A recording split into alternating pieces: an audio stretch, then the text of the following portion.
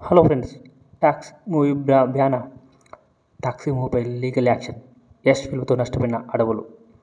So pan India star Yash నటిస్తున్న తాజా cinema taxi గురించి పెద్ద చర్చ మొదలైంది. ఈ చిత్రం వచ్చిన ఆరోపణలు, లీగల్ సమస్యలపై పూర్తి వివరాలు మనం ఈ వీడియోలో తెలుసుకుందాం. సో టాక్సీ సినిమాను భారీ బడ్జెట్తో రూపొందిస్తున్నారు. ఇది యాక్షన్ థ్రిల్లర్ ప్రధానంగా రూపొందించిన పాన్ ఇండియా మూవీ. గతంలో కేజీఎఫ్తో మంచి గుర్తింపు పొందిన యష్ ఈ సినిమాతో మరోసారి అభిమానులను ఆకట్టుకోవాలని ప్రయత్నిస్తున్నారు.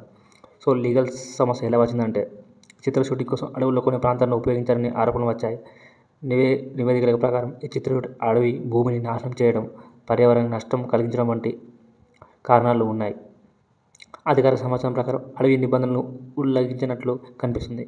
దీనిపై స్థానిక పర్యావరణ కార్యకర్తలు, ప్రభుత్వ అధికారుల దృష్టి సారించారు. సో లీగల్ చర్యలు. ఈ ఆరోపణల కారణంగా సినిమా టీంపై లీగల్ నోటీసు నమోదైంది. పర్యావరణ నష్టం జరిగినట్లయితే భారీ జరిమానాలు, తదుపరి చర్యలు తీసుకునే అవకాశం ఉంది. ఈ వివాదం సినిమా నిర్మాణానికి కూడా అంతరాయం కలిగించేలా తయారవుతుంది. సో ప్రస్తుతం యష్ ఈ అంశంపై ఎలాంటి ప్రకటన చేయలేదు. కానీ ఈ వివాదం టాక్సీ మూవీపై నెగటివ్ ఇంపాక్ట్ కలిగించే అవకాశం ఉంది. ఫిల్మ్ టీం ఈ సమస్యను త్వరగా సొల్యూషన్ వెతుక్కుంటే బాగుంటుంది.